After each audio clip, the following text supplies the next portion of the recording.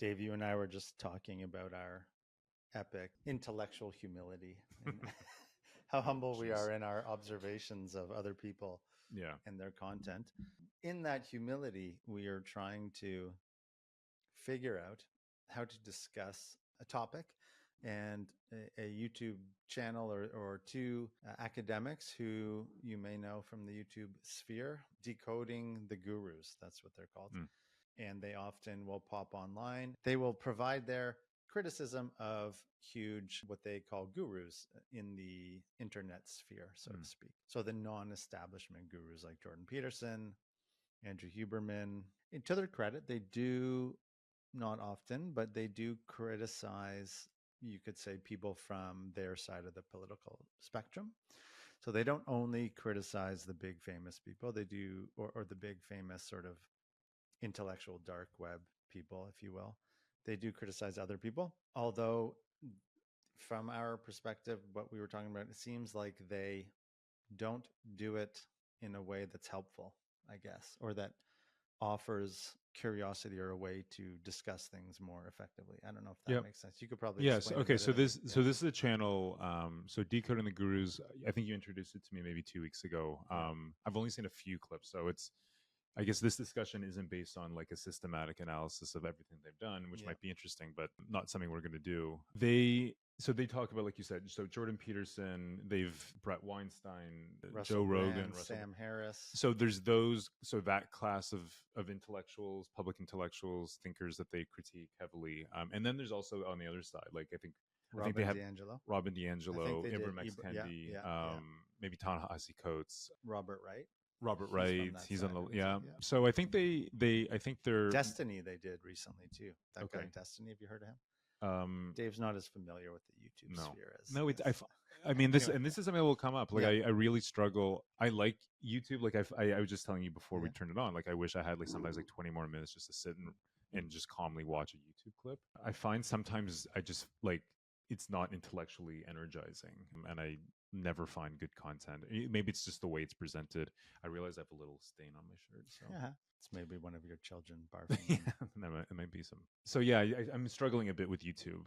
Just trying to find something that makes me feel like, oh yeah, okay, I learned something, or I was challenged in the right way, or whatever. I don't always know what to watch, and so I've tried to scale back a tiny bit. Right. But I feel better reading. I find my mind opens up a bit. I mean that's. And I want to jump in on that briefly, which speaks to what we are trying to say about the decoders, is that they perhaps don't do it in a way that might be more engaging to a broader audience, and maybe they don't care. Maybe they don't care. Like they're happy to get on and do what they do. They don't care. Although they often will criticize people for doing exactly what they are doing. Yeah. So let's watch this clip. So I guess we've sort of like shown our hand. Like I think we're not intellectually satisfied with this clip. I think Mike, you and I agree. It rubs us slightly the wrong way. That's not to say that either one of them are not incredibly intelligent, professional, serious in, maybe the work they do. They're both academics. They're worthy of being listened to and thought about and all those things. And that should be said.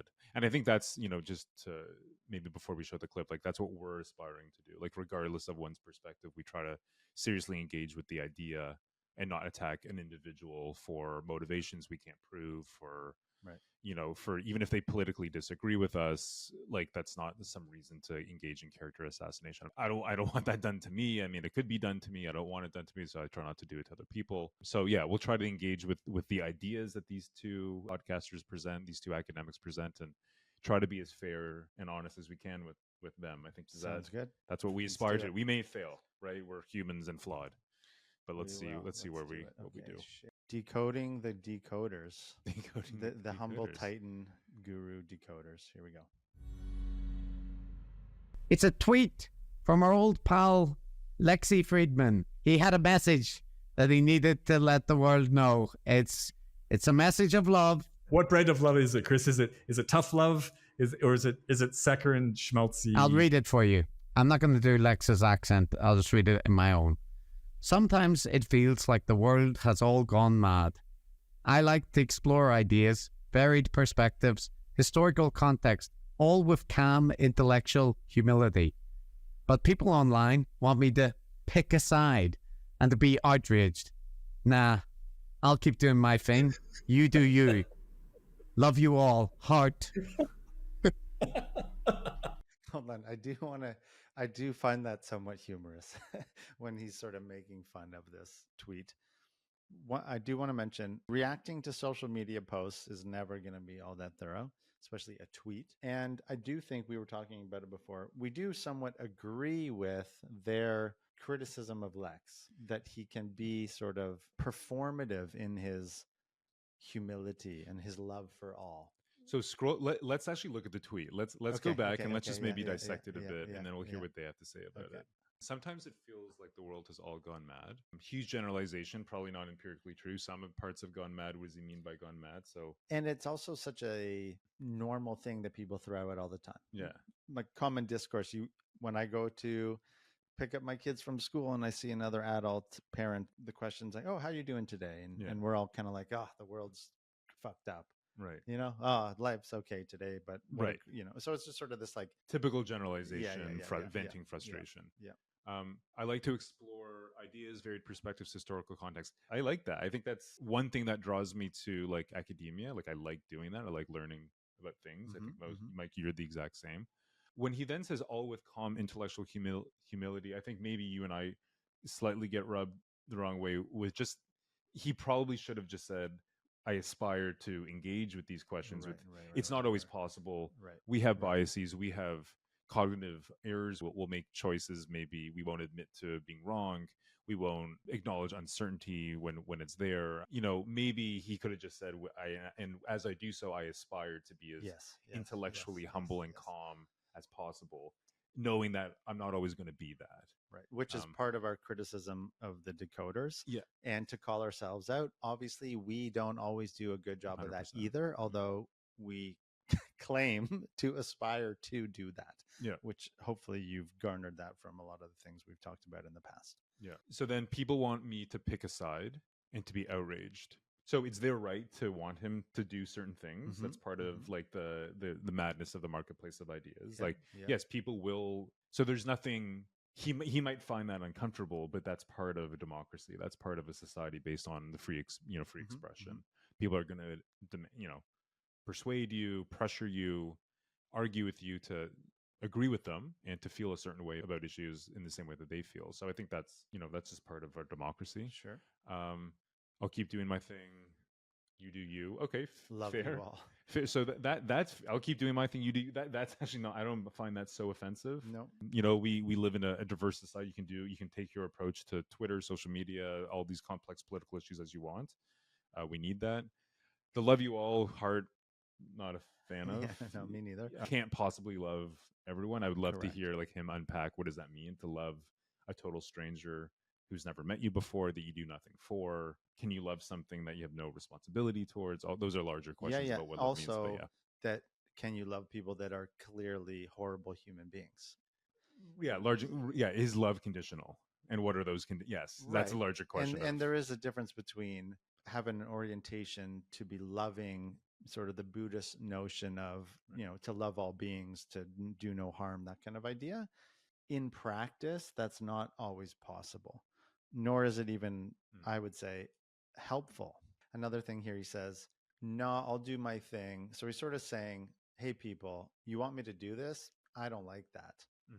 I'll do my own thing. You do your own thing, and I love you. So he's sort of saying, there's a slight, in my opinion, tension there, right? Like, go away, leave me alone. I'm so humble.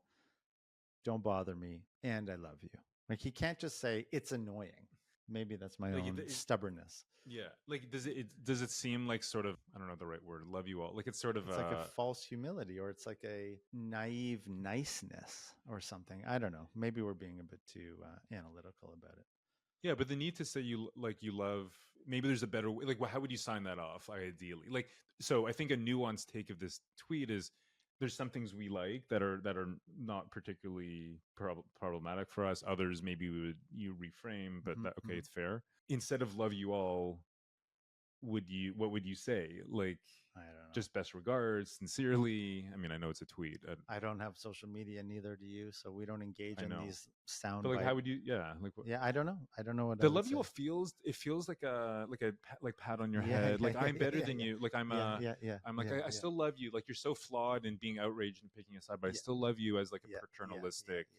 So maybe that's bugging us a bit, and maybe it bugs the like I don't believe he actually loves the people he says he does. He can't believe. So there's empirically he doesn't, and then it's rubs him the wrong way as a bit condescending. Yes, a bit like compassionately condescending or something like that. I don't know what the right word is. Yeah. All right, let's keep going. Okay, let's see what they. So now we want to hear what the decoders or these guys say about him. Okay.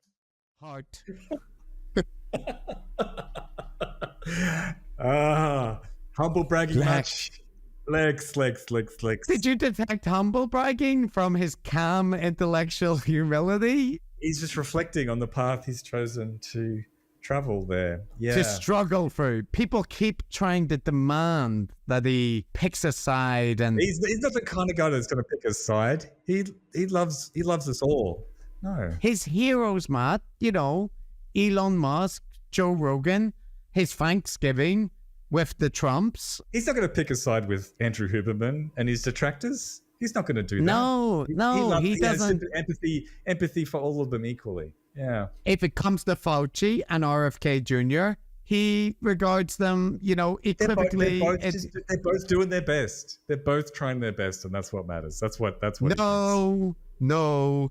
Lex's bias and sympathies are very clear. He hates Anthony Fauci and the damage he did to science's reputation. And RFK Jr. is an interesting, good man. So I just jotted 2 points down. There's a few things. So one, they say that, he's not really suffering. There's not a lot of demands on him. On Lex? On Lex. Okay. Right? Yeah. He says like, I'm under all this pressure to take sides and be outraged, but I'm not going to do it. Right. I actually think like as someone of his profile who's on social media, I can understand why he might feel pressure. Yes. Right? Like I guess your career is based on subscriptions and people listening to you. He's got to be one of the biggest podcasters in the world. So there's clearly, So there's going to be some feeling of demand. Yes. How heavy is it? How does he but like I can see, okay, you're under some pressure to tweet. But okay. The second thing is he's saying that Lex, they're saying, is indeed picking sides. He's picked sides with Huberman. He's picked sides with Fauci versus RFK Jr. So he's not being truthful. Yeah, and I think that's a fair criticism, don't you? Or no? Yeah, I think it's probably he has opinions. Right. I wonder what Lex meant by pick a side, because he put it in quotes. Outraged too. He said. Be outraged. Because in fairness to Lex, I've never seen him sort of rant about anything. Right. Like he does tend to be sort of balanced in his delivery and not get too riled up. So they're bugged they think he's not really under strong demand. So like, stop exaggerating your suffering, Lex. Right. One claim. Right. And the second is, well, stop lying to us. You pick sides all the time. You're hanging out with the Trumps and so spare us the BS.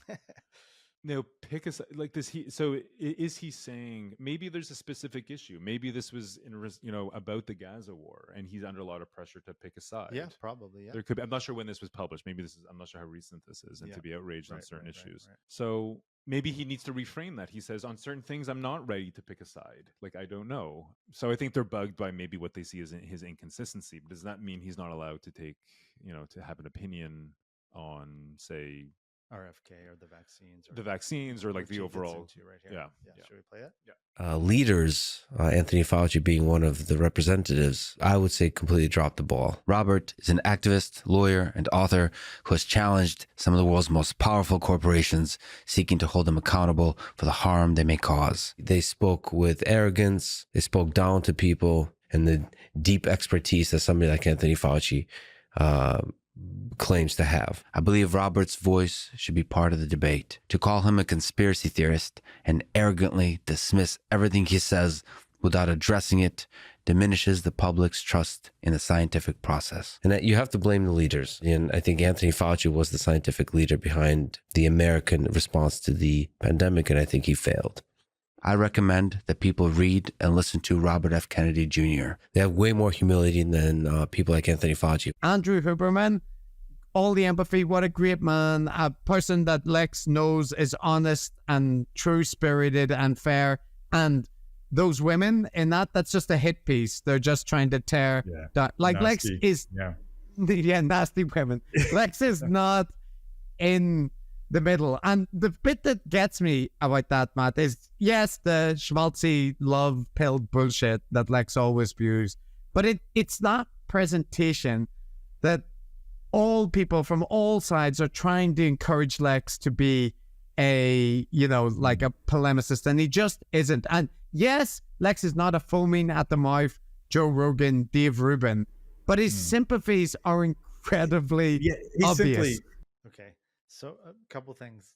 One, I don't know if you've been watching or hearing some of the news. I don't remember what newspaper, about all the emails and the things that came out about Fauci and his top aides. He's in Congress right now being questioned, etc. So one, they don't ever, or here at least, they don't acknowledge that. So they're just shitting on Lex, RFK, and they don't ever acknowledge perhaps the establishment or Fauci did perhaps not do a very good job, or even just to acknowledge the public's anger or frustration with how it was all handled. So maybe that's not the point of this video, but they just skim over that completely.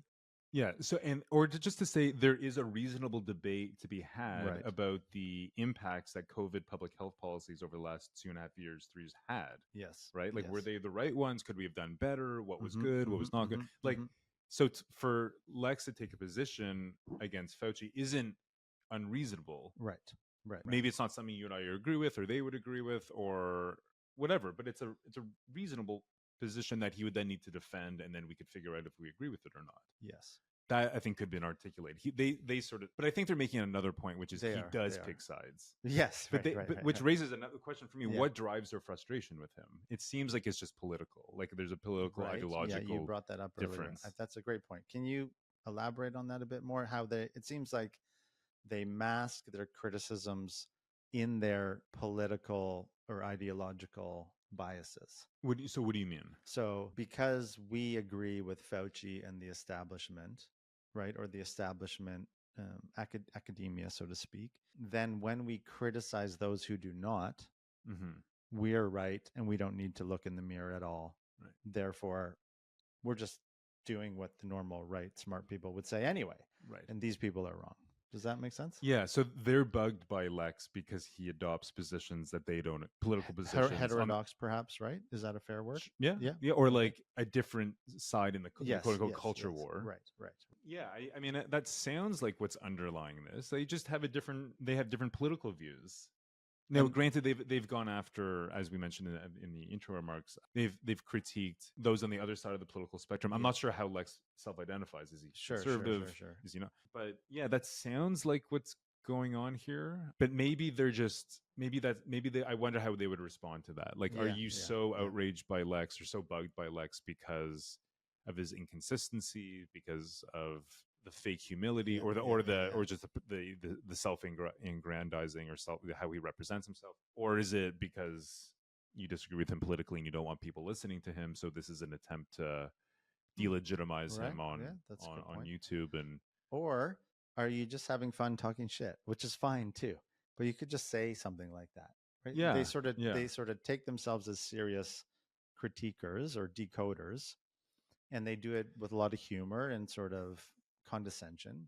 And if that's your jig, cool. Just say that and own that a bit more, rather than claiming to be this authoritative evaluator of what's happening. I don't know if they're claiming that, but well, it's a decoding. Right. So unlocking the truth. Yeah. Right. And so we paused it just as briefly after, but we wanted to comment on. Then he lumps Joe Rogan and Dave Rubin as these people who froth from the mouth at their anger with the establishment. So should we play that for a second and then? Sure. Yeah. Okay. Polemicist, and he just isn't. And yes, Lex is not a foaming at the mouth Joe Rogan, Dave Rubin, but his sympathies are incredibly obvious. He's simply not the Christ-like figure that he portrays himself at. And like, it's just so blatantly obvious that the strong subtext of not just this tweet, but almost everything he says, is that he's just this wonderful, wonderful human being. Like, you don't go around. Have I ever explained to you, Chris, how humble I am? Like, how humility, intellectual humility, and just caring about other people and making the world a better place it's in my DNA. You don't need to say it, Matt. I know it. Yeah, but if you did send me that, I'd be very concerned. Hold on, that is one thing I find I have affection for these two guys in that way. So sometimes they are quite funny, and they do make funny jokes like that, which over the years I have been listening to them for quite a while, because I do like to challenge my own tendencies to pick a side or to pick a perspective. And so however irritated I am with these guys at times, they do things like that, which are funny. And I do like the way sometimes they go about it. Yeah. And it was like it's a genuine reflection on their behavior and how they ought to behave. Sorry, but that was the whole point, was the Rogan, the frothing at the mouth, and lumping in the intellectual dark web people who they criticize all the time into one. So Joe Rogan does not froth at the mouth, first of all. The key is, and you can have a lot of issues with Joe Rogan. You can, but no, he's not a foaming at the mouth, hateful. I mean, from what I've seen. Well, and he's done over 2,000 podcasts that are hours and hours long. Yeah. And I mean, he's done more media than almost anyone ever in the history of the world. And for the most part, he does a pretty fantastic job at least being curious. No one's perfect, right? And he has his own quirks or whatever, but just the way that they just lump him in and then shit talk him, it's like not right. Okay. Right. The other thing I just jotted down was, so there's two comments. So you know the saying, if you spot it, you got it. Yes. Okay. Yes. So they're bugged by Lex's, look how great I am. I'm this Christ figure. I'm in the middle. I'm not going to be taking sides. I love everyone. I'm so humble. And they're clearly bugged by that. How, maybe because they think in those terms about themselves, maybe because they've done that, maybe they position themselves. I mean, academics tend to have egos, and kind of like you. Yeah, 100%. I couldn't help myself, because but we all do. It's like if I'm bugged by that, like, because maybe I do it. Maybe I do that too, and it's maybe not something I like about myself. Or in the end, who cares if Lex does any of this stuff? Yeah.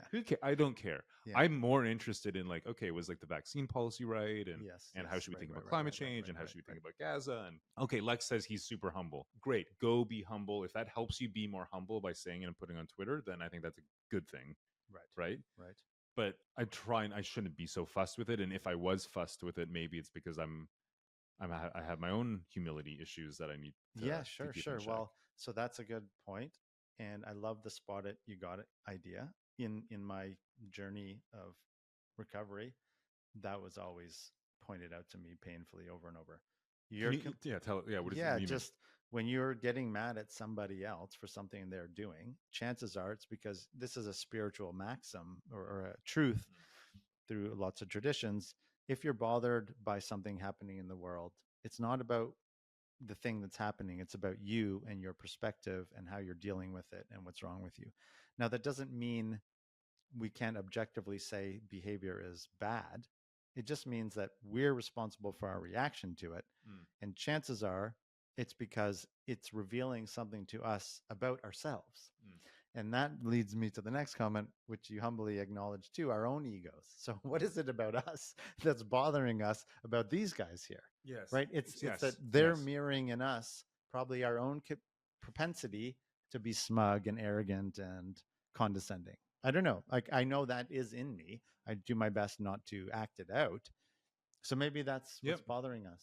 Totally. Yeah. I mean, maybe, like, we can easily do this. Yes. I can so easily, that's so stupid. That's beneath me. You're not an expert. Why should I listen to you? You haven't read enough. All those things that, for me, I think through the PhD process, you develop a strange ego and you think that you know something right. And it's not always healthy for engaging with the wider public that may not have the time to study in the way that you had, but doesn't necessarily mean they're not worth listening to and thinking about. I got to interrupt you. So maybe there's that. Maybe that so there's something in us that's bothering us that perhaps we need to reflect upon. Although I just want to pay you a compliment. Okay. You are quite good at not doing that. And in the years that we've been talking, sometimes I will start to rant about something or just sort of barf out my thoughts or whatever you want to call it. And you very sort of thoughtfully redirect the, I don't know, conversation, but just pose questions in such a way that help me not do that. So I think you're pretty good at that. So I appreciate it. Yeah. Now, am I only doing that in front of the camera? Because no, definitely not. No, because I would. I'll throw out this hypothesis. When we walk, and I'm like, Mike, I'm just so annoyed with because I'm a feeling human being, and I get frustrated with like this. Sometimes when this is so stupid. Why does this person think in this way? Yeah. So when we're walking around with our coffee, thinking about like what should we talk about today? What else is going on? Then I'm sure I'm more petty, more, and then but you're pretty good at it. You turn on the camera and people are watching, and suddenly maybe you. So I'm just saying, I'm not. Sure. Yeah. I appreciate that. I wouldn't say that I'm. You're not perfect, but you're pretty good at it, and that's probably what makes you a good lecturer at university, right? Or a good. So the one thing that's helped me, I mean, this is maybe humble, but is I don't make up my mind easily, and the thing that really scared me during my PhD is I had to like criticize people I always thought were smarter. Like I was engaging with a literature written by people that were done these things for 20 years, studied these topics for so years. Like, how am I supposed to contribute? How am I supposed to identify flaws? It was never comfortable for me, and I never felt a lot of confidence in my own intellectual abilities. What I was good at was trying to figure out what are people saying.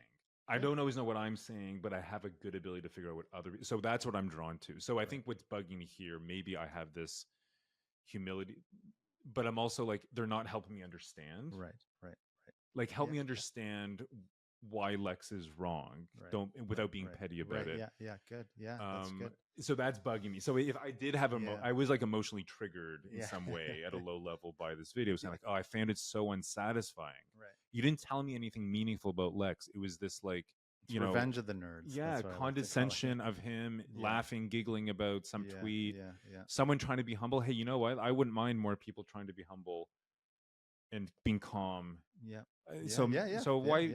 So it's just like I wanted to know more. I felt like I didn't have that need met, and of course they don't know me. They don't have to fill that need. But that was my no, they don't, emotional. But, cool. Thank you. That was good. Okay, let's keep going. Just as time slips away on us. But yeah, that's the thing. You don't need to tell people what an intellectual humility titan you are if you are one, because they tell you. Right? They say it to you. You don't need to go out and tell people. But Lex doesn't. It's so transparent. But again, look at the replies under it. Yeah, and it's the theme is naivete. And it shouldn't work. Like, it shouldn't work. It is obviously not true, and it shouldn't be possible for Lex Friedman to just tell people that he is a Christ-like figure suffering on the cross because of his goodness and his integrity, and for people to go, yes, bless you, Lex. It shouldn't be that easy, Chris. Thanks to... So that sounds like an exaggeration. Is he saying, like, so this person, I don't know, Matt is his name? I'm not sure. Okay. I think Matt's the short-haired guy. Sure. Okay. So the other gentleman and the other individual seems to be saying that Lex is positioning himself as a Christ-like figure suffering. Right. I personally did not get that impression from the tweet, and this seems to be an exaggeration to make a embellish the point. Yeah, and it feels like a misrepresentation, and I think that's also, but it's not helping me understand. It's a distraction. It's like that I feel is off. And he's also implying it shouldn't be this way, right? How does Lex get away with this immoral behavior of claiming to be this? It's terrible that it's happening. How do people buy this nonsense kind of idea? Right. And then he says, oh, Lex is so naive. So when you call someone else naive, you assume that you're not naive. He sees the truth, Lex doesn't. Lex is naive, I'm not. Yes.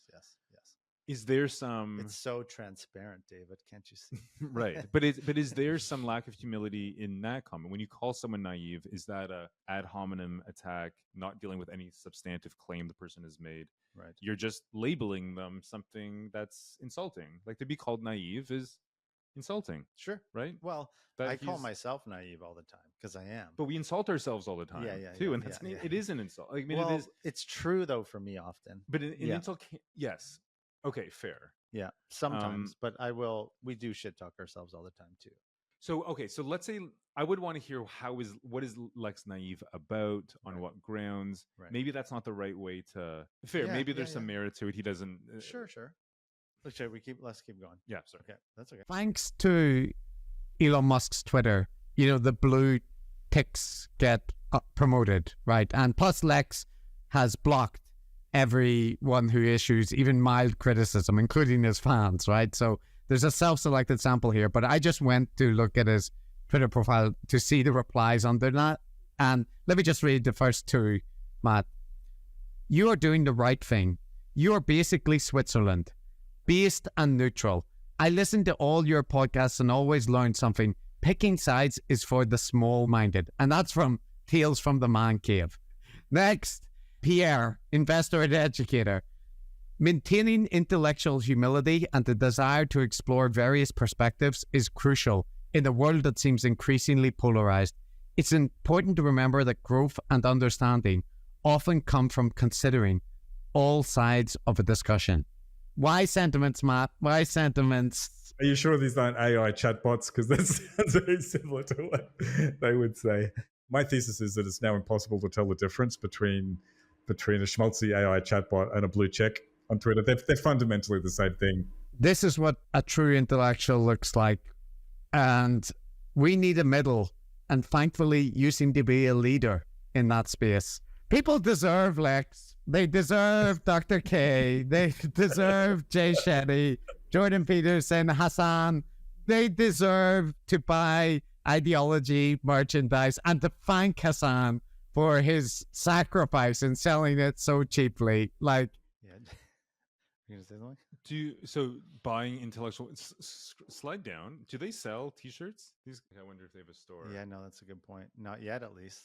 Okay, but they have a Patreon. Yeah, they do have a Patreon. Okay. Look at that. If you would like to support us, so it's lame to sell T-shirts, guru materials, but if you go to Patreon, you can support us. Yeah, because we are the real intellectual, honest brokers of debate online. That's being smug, obviously. So I don't see... going back to reading the tweets and the replies, maybe they're trying to make a point. There's nothing, in my opinion, helpful about social media at all. You can never derive anything of, I don't know, maybe I'm stubborn, maybe I'm not smart enough to kind of get it. I don't see the value in reading those tweets, and they are kind of ridiculous. I would agree with them. But those statements kind of mirror this faux sort of everything's cool, whatever. But that's the whole point. You can't get context from these how many character comments, and they're very smug about it too. Yeah, but Pierre's comment, right? If you remember Pierre's tweet, which is, I don't know if you want to slide back a tiny bit, just to maintaining intellectual humility and a desire to explore various perspectives is crucial in a world that seems increasingly polarized. I mean, probably true. Yeah, right. Not bad. Right, yeah. It's important to remember that growth and understanding often come from considering all sides of a discussion. That's certainly something I would tell my students, something that I've tried to apply. I personally don't. This may be a chatbot. This could be, an AI. This could be something that Lex has conjured up in collaboration with Elon Musk to promote a certain image of himself, which is false. True. I would love. It would need to be demonstrated with evidence. But like, this statement isn't itself wrong. Like, I think. No, yeah, I agree. Not bad. Is that anything? So I'm not sure what bugs. Like, why would that be? Is it they think that Lex just selects the comments to highlight and perhaps, and it's all about his guru status? That seems to be what they're more bugged by. Like, it's this ego. Let's tear down these gurus who think they're so great. Yes. Which has, I wonder what would a Freudian psychoanalyst say about the origins. Well, I know this that. One gentleman here, I can't remember with the microphone thingy in his screen, is a psychologist. I don't know if he's a social psychologist or something or other, but anyhow, maybe we should keep going. Sure. Okay. Hassan for his sacrifice in selling it so cheaply. Like, I destroy the world whenever I see this kind of thing. So, and just to mention, Matt, I just saw now Lex's tweet himself with Huberman and Rick Rubin, the music producer, arms round each other, the three of them. The band is back together. Crying emoji. Two of my favorite humans on earth, Huberman and Rick Rubin. So there you go. Don't worry about Huberman and the controversies. They're getting on okay. That's what it's all about. That's what it's all about for Lex, is hanging around with famous people and high profile, high status people and issuing schmaltzy bullshit about what a humble intellectual titan he is. And people lap it up. Lap it up. So yep. So there you go. We've left a bitter, sour taste in everyone's mouth. I hope you're pleased with yourself, Chris. There's actually one little self-deprecating comment, or at least an acknowledgement of their own kind of shit talking there. Were you going to say something? So three comments. There's an undertone. I mean, this is I hate to do what I'm critical of it, but it sounds like they're like there's some sentiment of jealousy. Like, oh, Lex has created this, like, look at this faux intellectual bullshit artist who's able to hang out with these really famous people. Like, oh, I wish I could do it. Maybe there's something or subconscious jealousy. He's bullshit, but we're not. And as you said before, we are the filters of truth. We're the ones who have this wise perspective. And we're pissed because we're not getting the accolades that he gets. Maybe. Although I think the other point's stronger just in terms of, we're here to decode the gurus because they're spewing all this bullshit. Yeah. And we're the ones who have the capacity to tell you what's right and wrong and what you should or should not accept. Right. So I mean, just out of order, they said, oh, people lap it up. The unthinking, unwashed masses, they just lap it up. But like lap what up? Like the faux humility or the lap up the sort of, I don't know. I'm not sure. Yeah. So, lap up the content. But there's some condescension there. Yeah, agreed. The people, agreed, the less knowledgeable than us. Yeah. We see the reality, but no one else does. Yeah. And then the third thing I'd mention is, so Lex's need, or so-called, I mean, based on their view, Lex's need for high status. Right. Yeah. To be pictured with Andrew Huberman and Rick Rubin, despite the New York Times piece outlining Huberman's issues with his personal relationships. Yeah, like is that a meaningful thing to say? Should Lex no longer be friends with someone who had this article written about him that is a source of controversy itself? Maybe he knows something that they don't know, given that he's close with Huberman about who these people are and what the journalist was doing. There's another flailing judgment that has no. What's the point, sort of, in saying that? I don't know. Maybe it's just to lap it in with their. It feels condescending and it's demeaning in a way that is frustrating for me because I want to understand how these two smart people actually think about Lex's ideas. Right. I know they can do better. I think that's maybe like. If Matt is a psychologist and the other academic, I think is a religious studies the cognitive the cognitive science of religion or something. Right, super interesting. It's fascinating. I would love to get a bit more of that here, and maybe that's what they're doing. Maybe it's not always positioned in the right way. Right. Maybe they're just having a more casual, informal discussion. But some of these claims they might be right. They might be right in everything they say. Just the way it's being presented it doesn't seem like it's productive. And I probably wouldn't go back to the channel as a result of it. It's like, oh, this isn't going to be my source of insight. Right. I would love to read more critiques of all these people that they engage with, but would I necessarily go to them for it? Not until I learn a bit more about what they provide.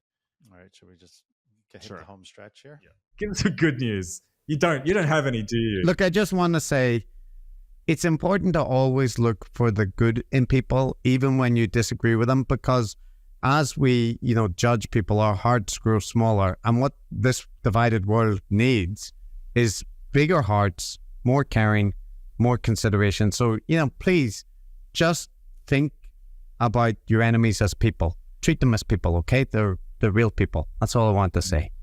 Yeah. I love you all.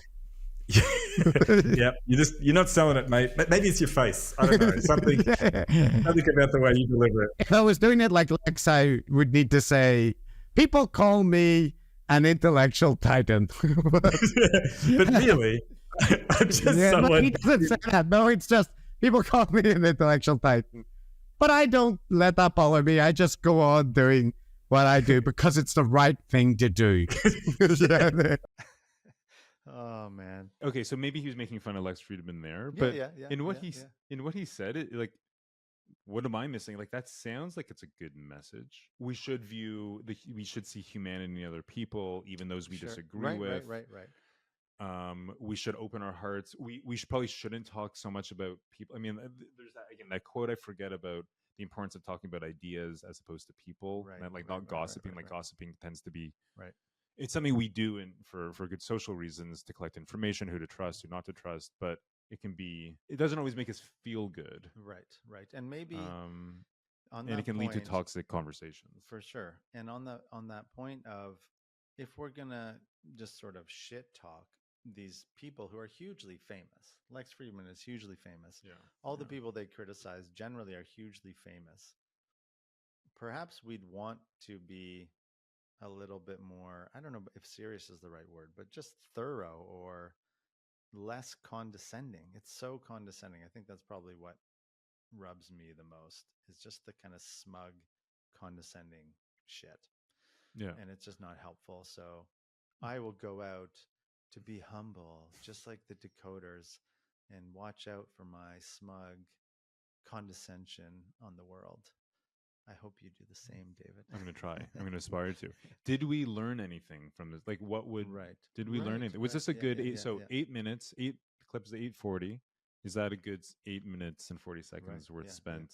I would say, I think we've talked about this before in our clickbait thingy that we did, but I often like to hear kind of random ranting about a topic, just to fill me with some sense of guilty. It's like a guilty pleasure, if you will, right? I want that meaningless, smug, superior intellectual experience of thinking I'm right, others are wrong. I know what's right, they don't. If they just thought like me, then everything would be better. I do have that occasionally, and maybe that's what people get out of an 8-minute clip like that. And I think our aim is to be honest about those things, right? Am I doing this because it's sort of like reading like the National Enquiry, right? Or one of those, what do they call those sort of trash newspaper things? For me, that's what it is. I'm reading the tabloids, and I'm getting a little dose of self-righteousness out of it. And so maybe that's what people, maybe that's what they want. Maybe that's what they're serving up. But remember, you can support them on Patreon, because you don't want to go buying the merchandise of all these gurus, because that would just be ridiculous. But you could support them on Patreon. I think you should do that. And we should say for like, they have a lot of stuff on their channel. I've only through the stuff that you showed me. So maybe there's some more deep dives, like substantive deep dives into Lex Friedman and to all the other people, the gurus that they have identified. So we should say that this 8 minutes, 40-second clip, I think, probably left me very unsatisfied and a bit bugged, emotionally and intellectually. Again, it's not their fault. They're not tailoring to me. I'm just responding to the content, and they're, again, probably very smart individuals and accomplished academics. But maybe there is better stuff on their website that's worth looking into. It is super important not to put on a pedestal any intellectual from, Milton Friedman, Karl Marx, all these, whatever side of the perspective. I don't know why it shows those two. They just popped up. But anyone who, like I think at the core, I agree with what they're doing, which is, let's sort of expose the inconsistencies and some of the problems of how intellectual gurus present themselves, and let's hold them to account so they can maybe improve their behavior. It wasn't presented in a way that I found enlightening or inspiring or telling me something meaningful about Lex and, where he's particularly problematic. It's felt more like just some character assassination, issues with his political views, and how he sort of presented some complicated issues that they don't agree with. So, I mean, but I think overall their project is worthwhile, and they probably could do it a bit better. My quick sense from a very quick look at their YouTube channel. All right. Yeah. Thank you, everybody. Okay. Till Thank you. Time. Yeah. Thank you, Mike. Thank you. Thanks, Dave. Bye. I am very grateful that you watched to the end of this video. please click one of the boxes to watch more of our content. And otherwise, have a great day. Peace out.